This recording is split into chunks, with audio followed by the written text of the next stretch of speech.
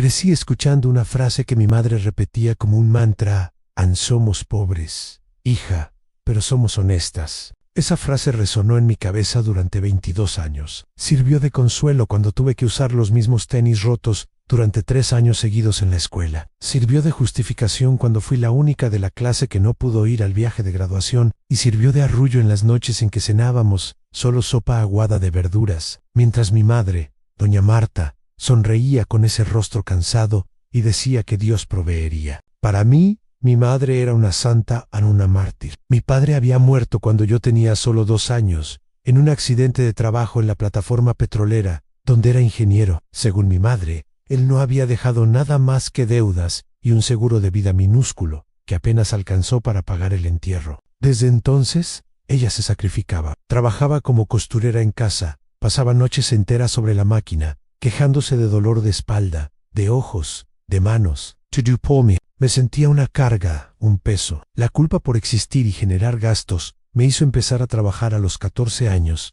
repartiendo folletos para ayudar en casa. Cada centavo que ganaba se lo entregaba en la mano. Para ayudar con la luz, decía yo, orgullosa. Mal sabía yo que mi dinero de los folletos era una broma comparado con lo que estaba escondido en sus cuentas. Interacción sutil. Antes de contarte cómo descubrí todo, quiero saber, ¿alguna vez te has sentido culpable por algo que no era tu culpa, solo para complacer a tu familia? Cuéntame aquí en los comentarios. Cuero Lear. La verdad comenzó a aparecer un jueves lluvioso, de una forma ridícula y banal. Mi madre había viajado a un retiro de la iglesia. Ella hacía esto 2 veces al año. Decía que era gratuito, pagado por las hermanas de la congregación, para orar en el monte. Yo, claro, me quedaba en casa cuidando todo. Esa tarde, la tubería del fregadero de la cocina estalló, una fuga antigua que se convirtió en una fuente. El agua inundó el armario de abajo y comenzó a mojar las cajas de documentos que mi madre guardaba allí, con un celo enfermizo. Desesperada,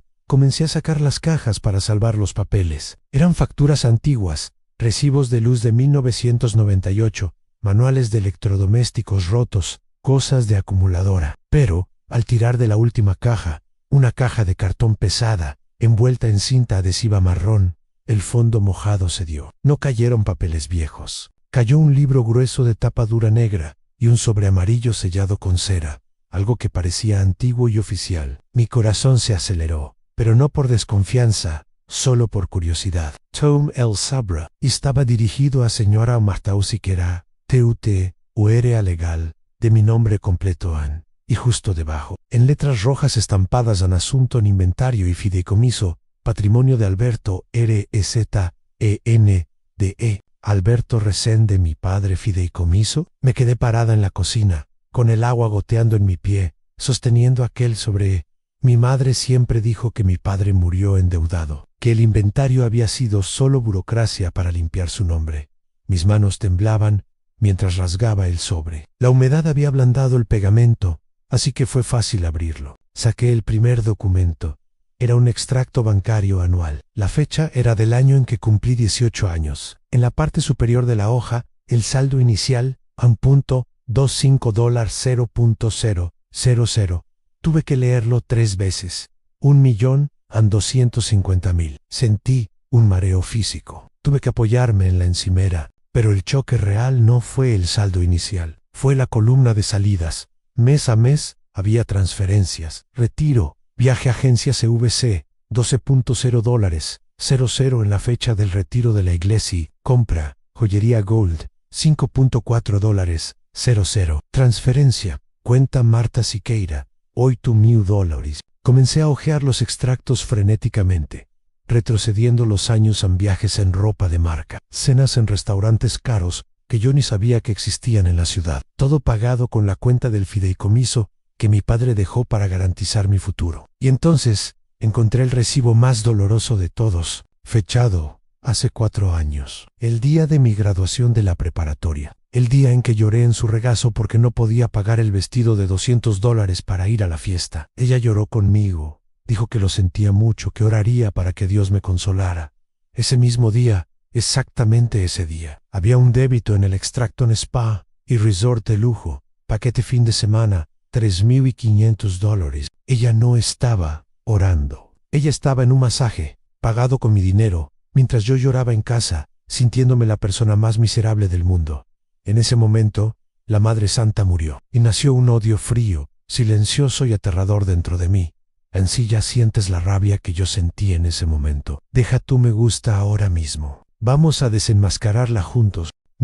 Quid Ali, paralizada en la cocina, con aquel libro negro y los extractos bancarios, quemando en mis manos como si fueran brasas. El sonido de la lluvia afuera parecía ahogado, distante. El único sonido que escuchaba era la sangre pulsando en mis oídos, un latido sordo y violento de odio puro. Necesitaba esconder aquello. Si ella llegaba y veía que yo descubría el secreto, no sabía de lo que sería capaz. Una mujer que miente a su propia hija durante 20 años, mirándola a los ojos, es capaz de cualquier cosa. Corrí a mi cuarto. Mis piernas parecían pesadas, como si estuviera en una pesadilla donde uno intenta correr y no se mueve del lugar. Levanté mi colchón y escondí el libro negro y el sobre justo en medio del somier de la cama. Alicé las sábanas con manos temblorosas, intentando borrar cualquier rastro de mi descubrimiento. Volví a la cocina, sequé el suelo mojado con trapos viejos, esos mismos trapos que ella decía que era todo lo que podíamos pagar, y coloqué la caja de cartón de vuelta en el armario, girada de una manera que ocultara el fondo roto. A penis Terman. Escuché el ruido que hizo que se me revolviera el estómago en la llave, girando en la cerradura de la puerta principal. El chirrido familiar de la puerta Anel, suspiro cansado, el sonido del bolso siendo colocado en el sofá. Hija, la paz del Señor, mi querida. Su voz resonó por la sala en dulce, suave, en la misma voz que me arrulló, la misma voz que me enseñó a rezar. Respire hondo, forcé una sonrisa que dolió en los músculos de mi cara y fui hasta la sala. Allí estaba ella, Donna Marta. Usaba una falda de mezclilla larga, una blusa blanca simple y sin gracia, y el cabello recogido en un moño modesto. La imagen perfecta de la mujer humilde y temerosa de Dios. Parecía exhausta. Hola mamá, ¿cómo estuvo el retiro?, pregunté. Mi voz salió extrañamente calmada.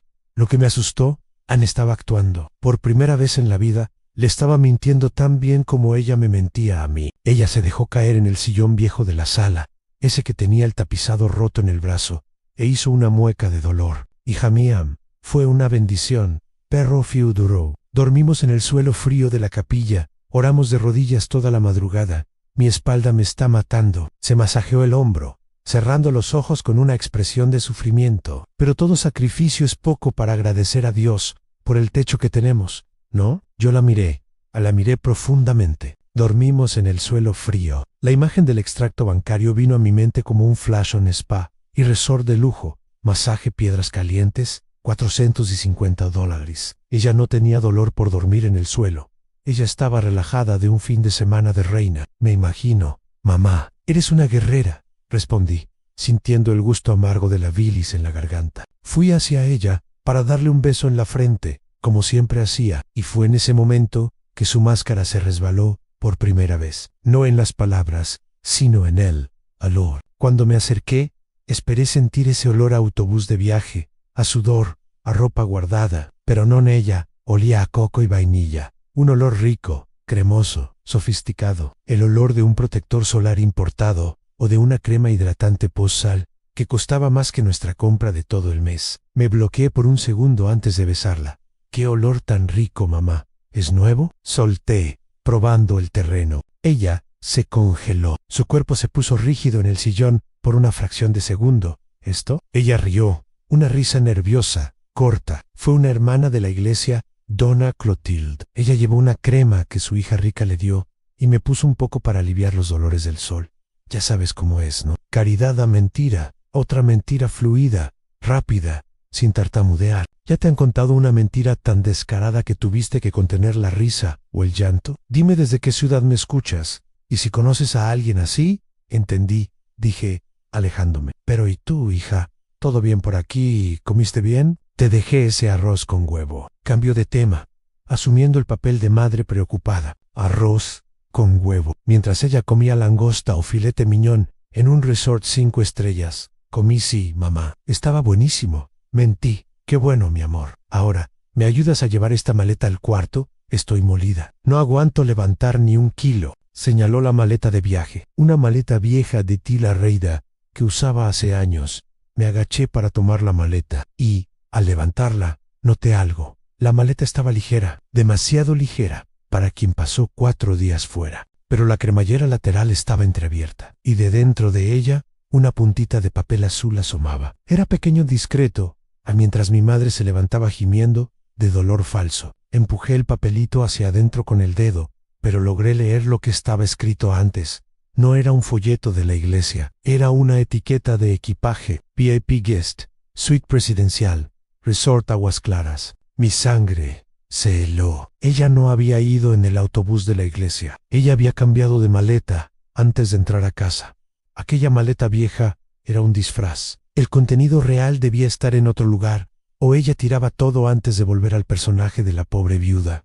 «Hija, ¿está todo bien?», preguntó ella, observándome con los ojos entrecerrados, desconfiados. Sonreía una sonrisa fría, que no llegaba a los ojos. «Todo excelente, mamá. Solo estaba pensando, deberíamos celebrar tu regreso, hacer una cena especial. ¿Qué te parece?». Ella sonrió, aliviada de que yo no hubiera cuestionado nada más. «Hija, no tenemos dinero para eso. Vamos a comer el resto de la sopa nomás. Necesitamos ahorrar para la cuenta de luz». Apreté el asa de la maleta con tanta fuerza que mis dedos se pusieron blancos.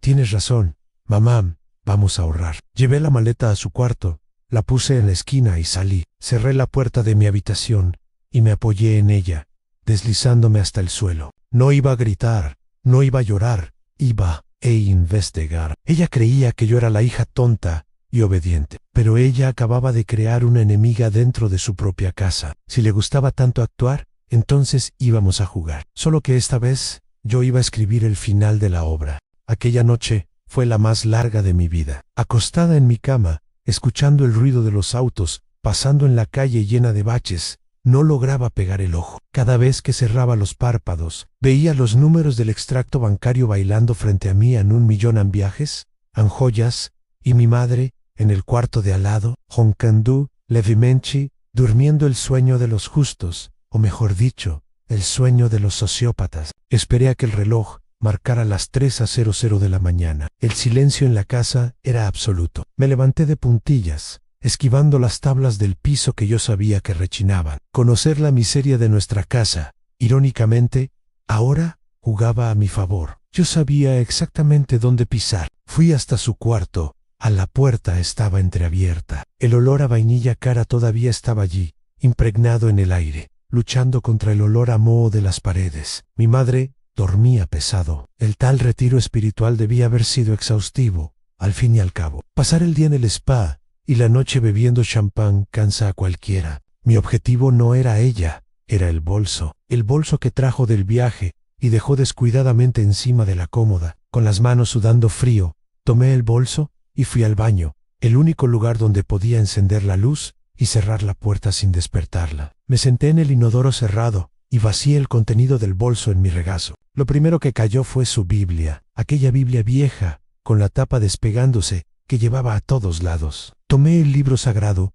parecía tan extraño, más pesado de lo que debería, y la tapa estaba gruesa, rígida. La abrí. En las primeras páginas, salmos, sabrayados, anotaciones de oraciones, todo normal. Pero cuando llegué al medio, en Proverbios, las páginas estaban pegadas. Mi corazón se disparó. Era un fondo falso, un recorte hecho con navaja en medio de las hojas. Y allí, anidado en el agujero excavado en la palabra de Dios, estaba el diablo. Una tarjeta de crédito negra, Black Infinite, a nombre de Marta Siqueira. Y justo debajo de ella, un recibo de compra doblado en 4 partes. Abrí el papelito. Era de una concesionaria de lujo en la capital. Entrada para apartamentos Jardins, menos $200.000. Ella no solo estaba gastando en viajes, ella estaba comprando una propiedad, una vida nueva, una vida donde yo claramente no estaba incluida. Si estás tan impactado como yo, al ver lo que ella escondía dentro de la Biblia, suscríbete al canal ahora. Historias como esta necesitan ser contadas. Pero lo peor no fue el dinero, fue lo que encontré en el bolsillo interno del bolso, escondido en un compartimento de cremallera que casi pasó desapercibido. Un segundo celular, un iPhone de última generación, dorado.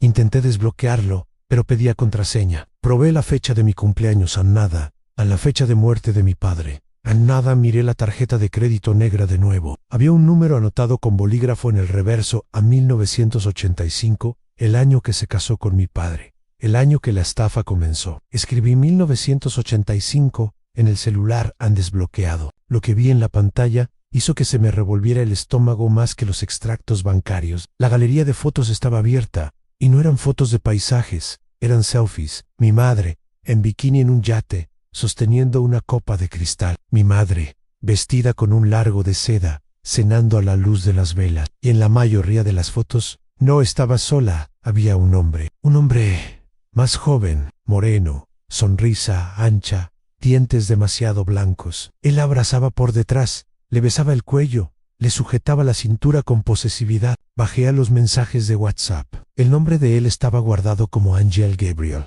Abrí la conversación. Marta Ayor, las 10:30 de la noche. Allá estoy en casa. La tonta se creyó todo. Dijo que dormí en el suelo de la iglesia. Mal sabe ella que dormí en tus brazos, Ángel Gabriel, pobre Cenicienta. ¿Cuándo te vas a deshacer de ese estorbo y venir a vivir conmigo al departamento nuevo? Marta, en calma, amor. El abogado dijo que necesito aguantar un poco más cuando ella cumpla 25 años. El fideicomiso libera el resto del dinero si pruebo que ella es incapacitada. Estamos trabajando en eso. Solté el celular en la alfombra del baño, como si estuviera en llamas. El plan no era solo robar el dinero hasta que se acabara.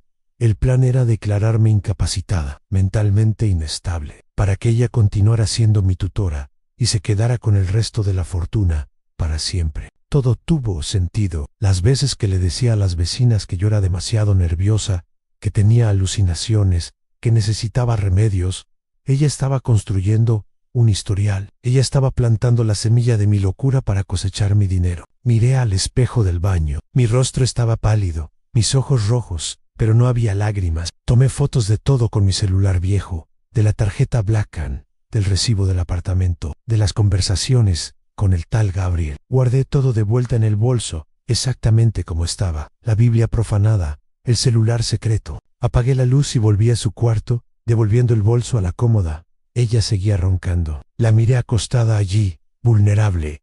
Hubiera sido tan fácil despertarla a grito, tirarle el celular en la cara, exigir explicaciones, pero recordé el mensaje en estamos trabajando en eso. Ella tenía un abogado, ella tenía un cómplice, y ella tenía un plan para destruirme legalmente. Si la confrontaba ahora, sin preparación, perdería. Ella diría que yo estaba loca, que inventé todo, y usaría mi crisis como prueba de mi incapacidad. No necesitaba ser más fría que ella. Volví a mi cama y me quedé mirando el techo hasta que salió el sol. Tenía 3 años hasta cumplir 25, pero no iba a esperar 3 años. Iba a derribar a doña Marta Siqueira en 3 días. Y el primer paso sería descubrir quién era ese abogado que estaba ayudando a enterrarme viva. La mañana siguiente fue la mayor prueba de actuación de mi vida. Desperté con el olor a café fresco invadiendo la habitación. El mismo olor que, por años, significó cuidado y cariño. Ahora parecía olor a traición. Me levanté, me lavé la cara con agua helada para quitar la hinchazón de los ojos y enfrenté mi reflejo en el espejo. Tú no eres la víctima menos susurré a mí misma. Tú eres el cazador. Cuando entré a la cocina, doña Marta ya estaba allí. La mesa estaba puesta, no con el banquete que ella comía en los hoteles, sino con nuestro lujo habitual, un pan francés viejo a la plancha y margarina. Buenos días, mi flor, cantó ella, sonriendo con esa sonrisa benevolente. Hice tu pancito como te gusta, bien tostadito. Me senté a la mesa. Mis manos temblaban debajo del mantel de plástico. Gracias, mamá, respondí. Ella me sirvió el café y enseguida colocó un pequeño frasco de medicina frente a mí, un frasco sin etiqueta, con píldoras blancas. Toma tus vitaminas, querida. Estás pálida, he notado muy agitada últimamente, hablando sola por la noche. Me lean hablando sola, era el comienzo. La luz de gas. Ella estaba plantando la semilla de mi locura, incluso para mí misma. Si no hubiera visto los mensajes en su celular, tal vez lo creería. Tal vez tomaría esas píldoras creyendo que eran vitaminas, cuando en realidad, probablemente, eran sedantes para dejarme dopada y confundida frente a un juez. ¿Alguien ha intentado hacerte creer que estabas loco cuando sabías que tenías la razón? Comenta si sí sabes lo que es eso. Tomé la píldora. Voy por agua, dije. Fui hasta el fregadero, de espaldas a ella. Fingí poner la píldora en la boca y beber, pero la deslicé dentro de la manga de la blusa de frío. Listo, dije, dándome la vuelta y tragando el agua pura. Ella sonrió en una sonrisa satisfecha. Excelente, mamá, solo quiere tu bien. De repente, su celular vibró en la encimera. Ella corrió a tomarlo, y vi el brillo en sus ojos. No era mensaje de la iglesia, era él, Ángel Gabriel. Hija, voy a necesitar salir más temprano hoy, dijo ella, guardando el celular en el bolso el viejo. Claro, el pastor dijo que necesitamos organizar las canastas básicas para los huérfanos. Pasaré todo el día fuera. Está bien, mamá. Buen trabajo, respondí, mordiendo el pan seco que parecía lija en mi garganta. Apenas salió por la puerta, la cuenta regresiva comenzó. No iba a mi trabajo de repartir folletos hoy. Tenía una misión más importante. Espera 2 minutos. Tommy Gora, gafas oscuras que compré a un vendedor ambulante y una chaqueta ancha. Salí de casa y la vi en la parada de autobús. Ella subió al autobús que iba al centro. Yo subí al de atrás. Seguí a mi propia madre por la ciudad como si fuera una criminal. Ella bajó cerca del Shopping Morumbi, un lugar donde nosotras, pobres y honestas, jamás pisaríamos para hacer compras.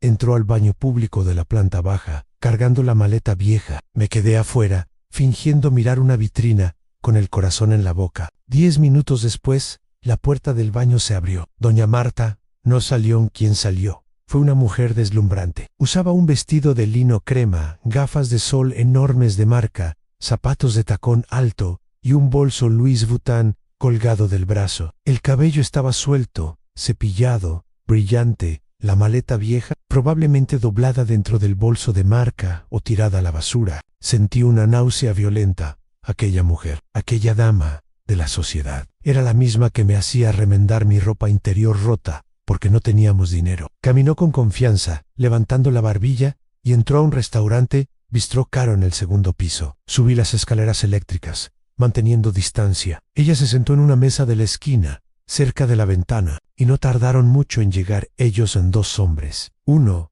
era el Ángel Gabriel de las fotos, joven, guapo, vestido como un playboy, camisa abierta en el pecho. Él le besó la mano y se sentó al lado, pasando el brazo por su silla con intimidad. El otro hombre ese me hizo helado. Usaba traje gris, cargaba un maletín de cuero y tenía ese aire arrogante de quien vende a su propia madre por honorarios. Reconocí su rostro de una búsqueda rápida que hice en la mañana en Google, con el nombre que vi en los documentos: Dr. Arnaldo Filela, especialista en interdictos y tutelas familiares. Necesitaba escuchar lo que estaban hablando. Miré alrededor. La mesa detrás de ellos estaba vacía, separada solo por una planta decorativa alta aire arriesgado. Si me veían, el juego terminaba, pero el odio me dio un coraje que no sabía que tenía. Entré al restaurante, con la cabeza baja, y me senté en la mesa detrás de la planta. El mesero vino a atenderme, mirándome de arriba a abajo por mi ropa simple. Solo un agua menos, me murmuré,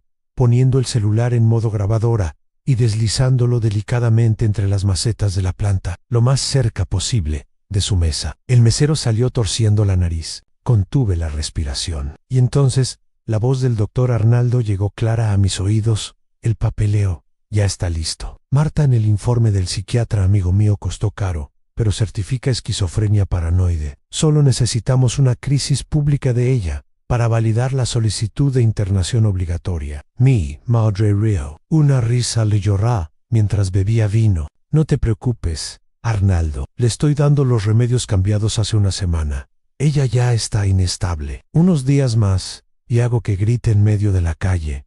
Y ahí han... Adiós, hijita. Hola. Libertad financiera total. Gabriel rió junto y le besó el cuello. Y nuestro penthouse en Miami, ¿eh? Cerré los ojos. Lágrimas calientes escurrieron por mi rostro, pero no de tristeza, de furia. Ellos no querían solo mi dinero. Ellos iban a encerrarme en un manicomio por el resto de la vida para poder gastar en paz. Yo no era ella. Yo era un obstáculo. Tomé mi vaso de agua con la mano temblorosa. Tenía la grabación, tenía la prueba, pero necesitaba salir de allí antes de hacer una locura y saltar a su cuello, porque ahora lo sabía, era matar o morir. Y doña Marta no tenía idea de que la loca aquí estaba a punto de dar el jaque mate. Salí de aquel restaurante con las piernas temblorosas, sosteniendo mi celular contra el pecho como si fuera un escudo. La grabación del audio quemaba en mi bolsillo. Tenía la confesión, tenía la prueba del crimen, pero sabía que enfrentar al doctor Arnaldo y a mi madre sola sería suicidio. Ellos tenían dinero, influencia y la ley de su lado. Yo tenía solo una gorra, ropa vieja y un audio de 5 minutos. Necesitaba ayuda y necesitaba ser alguien que odiara a mi madre, tanto como yo pasé a odiarla en las últimas 24 horas. Corrí a un cibercafé, cayéndose a pedazos cerca de la estación de metro. Gasté mis últimas monedas para usar una computadora. Saqué el libro negro de mi padre de la Machel-N, o tenía el valor de dejarlo en casa. Hojeé las páginas finales, donde había direcciones y teléfonos antiguos. La mayoría debía estar desactualizada. Números fijos que ya no existían. Pero un nombre me llamó la atención. Estaba circulado en tinta roja,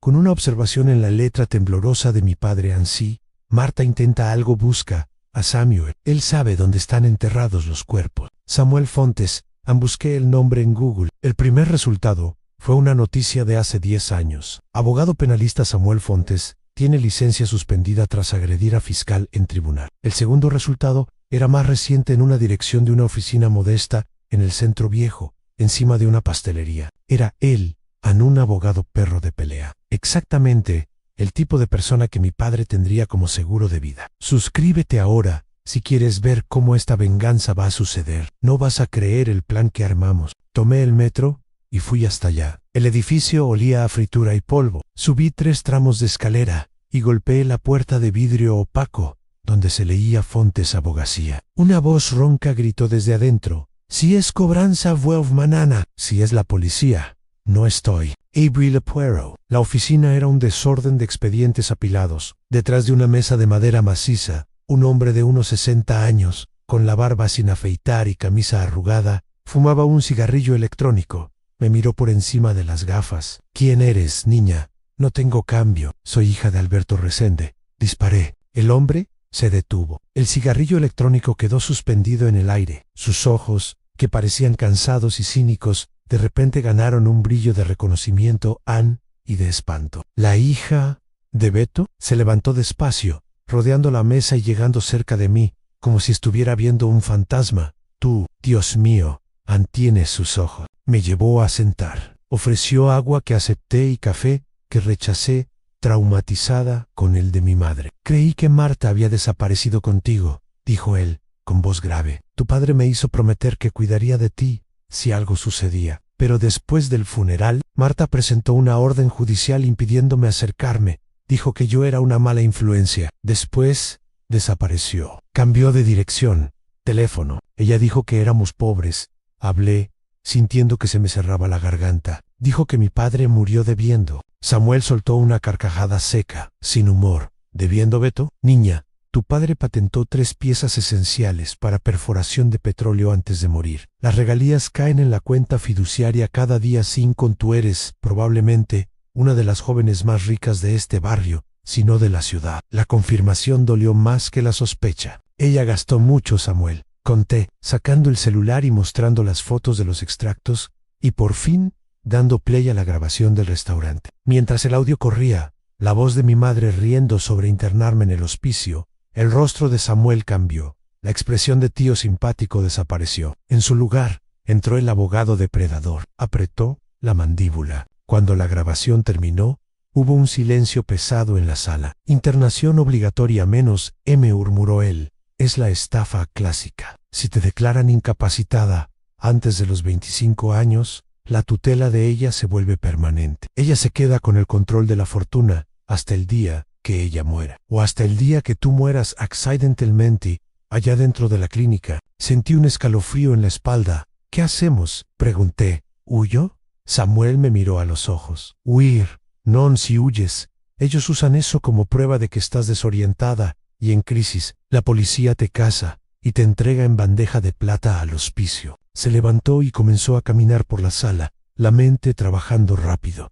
Vamos a darles exactamente lo que ellos quieren. ¿Qué? Abrí los ojos como platos. Ella quiere una crisis pública, ¿no? Ella quiere que grites, rompas cosas, parezcas loca frente a testigos, para que el doctor Arnaldo firme el informe. Sí. Entonces, Vamos a darle el Mayo Ere Show de la tierra. Samuel sonrió, una sonrisa peligrosa.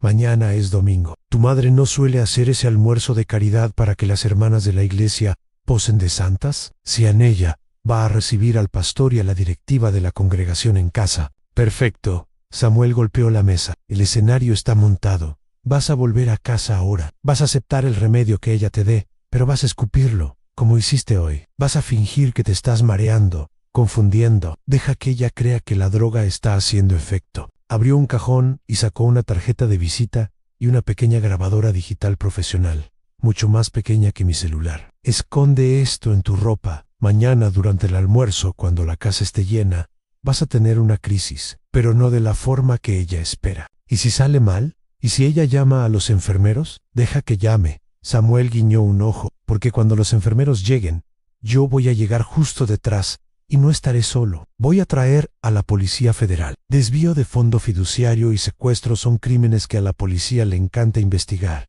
aún más con pruebas en audio. Sostuve la grabadora. Mi mano dejó de temblar. Vuelve para allá, niña, dijo Samuel. Sé la mejor actriz que el mundo haya visto. Mañana, la Santa Marta va a caer del altar. Volver a casa aquel sábado por la tarde fue como caminar voluntariamente hacia la guillotina. Cada fibra de mi cuerpo gritaba que corriera, que tomara un autobús lejos y nunca más mirara atrás. Pero tenía la grabadora de Samuel pegada con cinta adhesiva en mi barriga, por debajo de la camiseta. Aquello era mi armadura. Cuando entré, mi madre estaba en la sala, tarareando un himno religioso mientras doblaba ropa. ¿Dónde estabas, hija?, preguntó ella. Sin levantar la vista, fui a dar una vuelta, tomar aire. Me duele mucho la cabeza menos en ti, ya entrando en el personaje. Hice que mi voz saliera arrastrada, débil. Ella levantó la mirada inmediatamente. Un brillo de satisfacción cruzó su rostro. Pobrecita, es el efecto de la adaptación al remedio. Ven acá, mamá te hace un té. Pasé el resto del día en el cuarto, fingiendo dormir, pero escuchando cada movimiento de ella. Hablaba por teléfono susurrando, organizaba la casa, preparaba el escenario. El domingo amaneció con un sol fuerte, irónicamente radiante para el día que sería el más sombrío de nuestra familia. La casa, que siempre olía a moho y tristeza, estaba impregnada con el olor a asado, pollo, papas, lasaña, comida que no veíamos hace meses. Hoy es un día especial, hija, anunció ella, entrando a mi cuarto con un vestido gris, puritano, cerrado hasta el cuello. El pastor Eustaquio y la directiva vienen a orar por ti. Y claro, a almorzar con nosotras. Me vestí con la ropa más simple que tenía. Dejé el cabello despeinado. No me puse maquillaje para dejar las ojeras evidentes. Necesitaba parecer la loca que ella describió. Al mediodía, sonó el timbre. La sala minúscula se llenó de gente. El pastor, un hombre corpulento con voz de trueno, la hermana Clyde, la chismosa oficial de la iglesia, y 3 diáconos más, y para mi sorpresa menos, y horror, el doctor Arnaldo también estaba allí. Este es el hermano Arnaldo, un siervo de Dios, que vino a dar soporte jurídico en caso de que necesitemos. Ayuda médica urgente, mi madre presentó, con la cara más fresca del mundo. Todos se sentaron a la mesa. Mi madre servía los platos con la humildad de una santa recibiendo elogios. La hermana Marta es un ejemplo, decía el pastor, con la boca llena de pollo. Criar a esta niña sola, con tantas dificultades mentales, es una prueba de fuego. Yo estaba sentada en la punta de la mesa, mirando el plato, balanceando el cuerpo levemente hacia adelante y hacia atrás, como Samuel me instruyó. Es verdad, pastor, suspiró mi madre, limpiando una lágrima falsa. Ella ha empeorado. Ayer dijo que vio hombres siguiéndome. Dijo que yo la estaba robando, imagine. Yo, que doy mi vida por ella. Todos en la mesa me miraron con lástima y reprobación. El enemigo actúa en la mente de los débiles, sentenció la hermana Clyde. El doctor Arnaldo me observaba como un buitre, con una carpeta apoyada en el regazo de escrito Menti. Hija, dijo mi madre, en un tono dulce y alto, para que todos escucharan. ¿Te tomaste tu remedio? Hoy pareces tan agitada. Y Ralacinal sacó el frasco del bolsillo del delantal. Tómalo aquí, frente a los hermanos, para que ellos vean cómo te cuidamos. Puso la píldora en mi mano y me extendió un vaso de agua. La sala quedó en silencio. Todos esperaban que la enferma obedeciera. Sostuve el vaso. Mi mano tembló esta vez, de verdad. Miré el reloj en la pared. La 1:15 de la tarde. Ann Samuel dijo que estaría posicionado a las 13:20. Faltaban 5 minutos. Necesitaba ganar tiempo. ¿Desde qué país nos estás viendo? Dime en los comentarios antes de que empiece el caos, mamá. Comencé con la voz ahogada. ¿Por qué la comida sabe a dinero? El pastor dejó de masticar. Mi madre se puso pálida por un segundo, pero recuperó la postura. ¿Vio, pastor? Está delirando cosas sin sentido. No oís delirio. Continué, levantando un poco la voz, pero aún con la mirada vaga. El pollo sabe a aquel resort en Aguas Claras. Ese al que usted fue la semana pasada. La hermana Clyde se atragantó con la guarnición. Mi madre se levantó, golpeando la mano en la mesa. Basta, está en crisis. Doctor Arnaldo, por favor, llame a la ambulancia. No puedo ver más a mi hija sufriendo así. El doctor Arnaldo sacó el celular inmediatamente. Claro, Marta, en el informe ya está aquí. Is por su bien. Estaban apurando las cosas. Samuel aún no había llegado. Escuché la sirena de la ambulancia que ellos ya debían haber dejado lista en la esquina, acercándose. Necesitaba explotar ahora. Me levanté de la silla de un salto, tirando el plato de comida al suelo. El ruido de la vajilla rompiéndose hizo que todos saltaran. No, grité, con toda la fuerza de mis pulmones. Sujétenla. Es una crisis violenta, gritó mi madre, fingiendo pánico, pero con los ojos brillando de victoria. 2 diáconos se levantaron para sujetarme. Era ahora todo o nada. Llevé la mano a la barriga, por debajo de la blusa, y arranqué la grabadora, levantándola en alto, como si fuera una granada. Pero antes de que pudiera presionar el play, la puerta del frente fue derribada con un estruendo ensordecedor. No era la ambulancia. La puerta del frente no solo se abrió, explotó hacia adentro. La madera se astilló, y en medio del polvo y del ruido, figuras de negro invadieron la sala, con armas en mano. ¡Policía Federal! ¡Manos en la cabeza! ¡Todo el mundo! El caos fue instantáneo. La hermana Clyde gritó y se tiró debajo de la mesa. Los diáconos levantaron las manos, temblando. El pastor Eustaquio tiró la jarra de jugo, manchando el mantel blanco de rojo, como si fuera sangre. En medio del torbellino, mi madre, doña Marta, intentó mantener el personaje. Se levantó, con las manos temblorosas, pero aún con esa voz de víctima. Gracias a Dios que llegaron. Mi hija está teniendo un brote psicótico. Rompió todo. Por favor, llévenla al hospital. Es peligrosa, me señaló, intentando usar a la policía contra mí. Ann era su jugada final. Parrowent, una figura conocida, entró caminando calmadamente entre los agentes armados. Ann Samuel. Ann vestía un traje viejo, pero caminaba como un rey. Se detuvo frente a mi madre.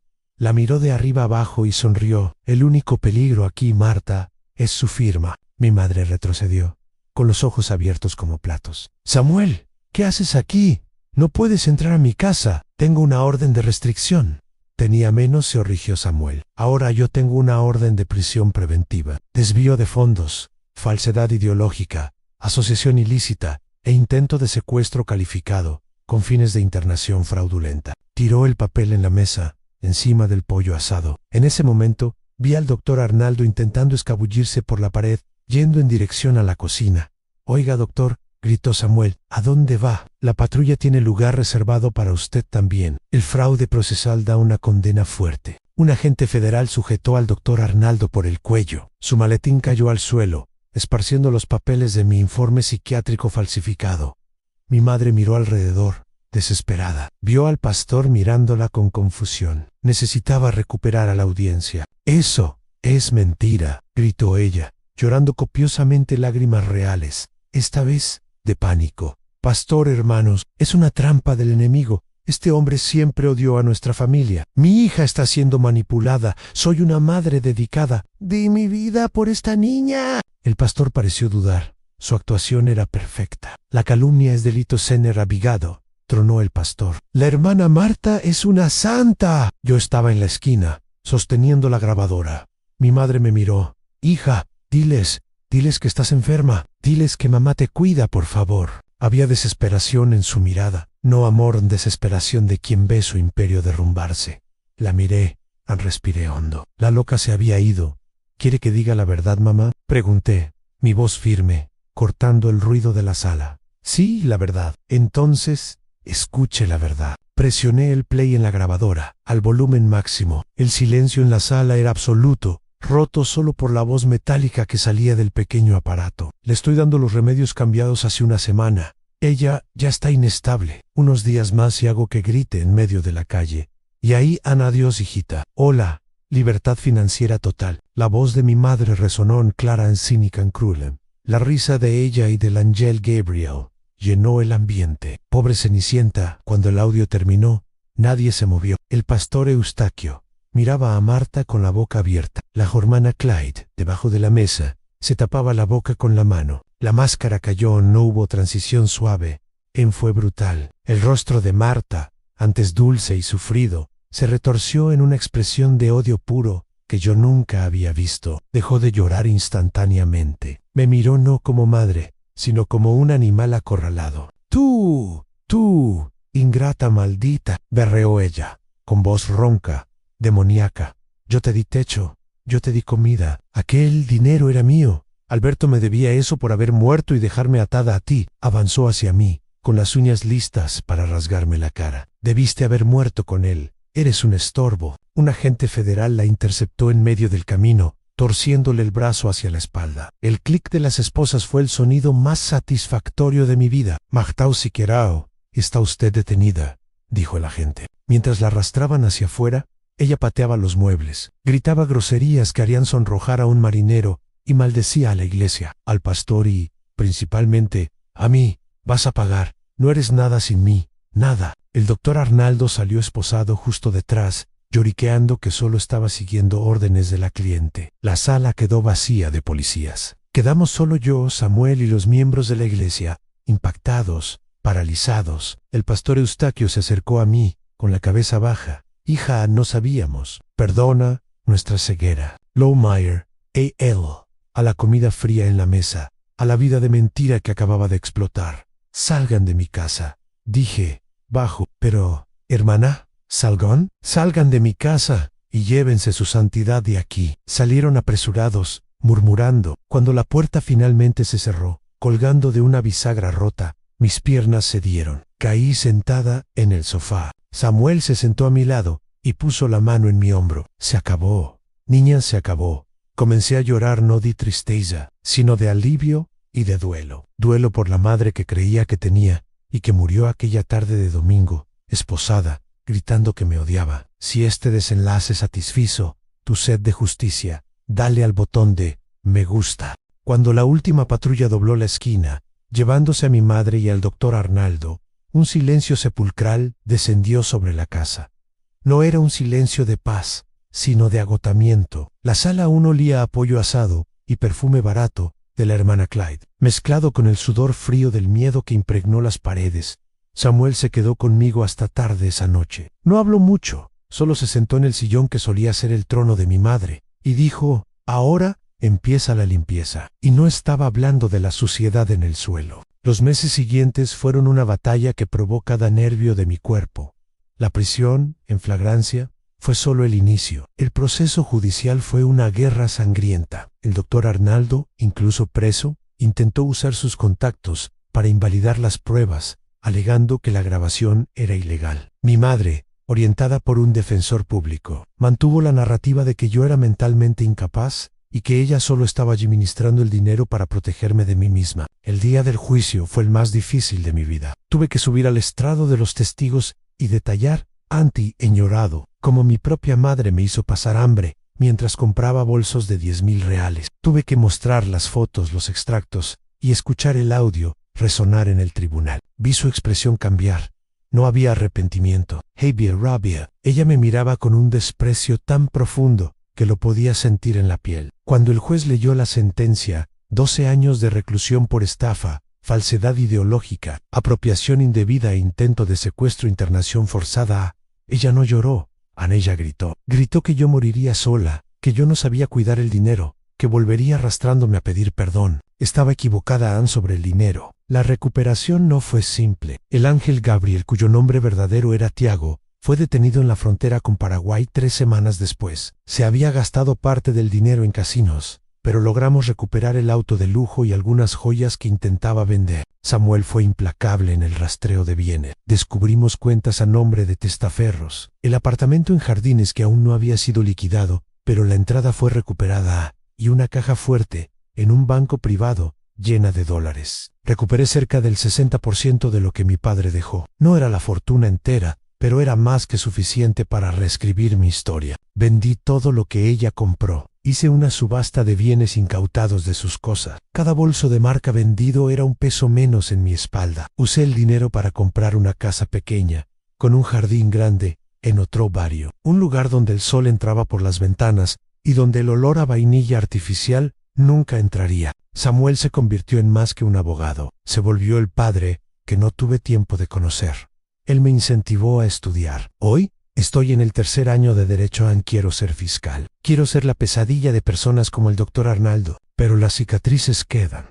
Todavía tengo pesadillas. A veces despierto sudando frío, creyendo que estoy en una clínica psiquiátrica, atada a una cama. La confianza es algo que todavía estoy reaprendiendo a tener. Tardé 2 años en lograr salir con alguien sin creer que estaba interesado en mi cuenta bancaria. La terapia ayuda, pero la traición materna es una herida que nunca cierra totalmente, solo deja de sangrar. De vez en cuando recibo cartas de la prisión femenina de Santana, sobres pardos, con su caligrafía dibujada. Al principio las leía. Eran cartas manipuladoras. A veces pedía dinero para comprar cigarrillos y comida en la cantina. Otras veces decía que me perdonaba ese homo si yo fuera la culpable. Otras veces citaba versículos bíblicos sobre honrar a padre y madre. Dejé de leer en la 3ª carta. Hoy tengo un ritual. Cuando la carta llega, no la abro. Llevo el sobre hasta el patio de mi casa nueva, donde tengo una pequeña hoguera de piedra. Enciendo un fósforo y veo el papel quemarse. Veo las palabras de mentira convertirse en cenizas y humo,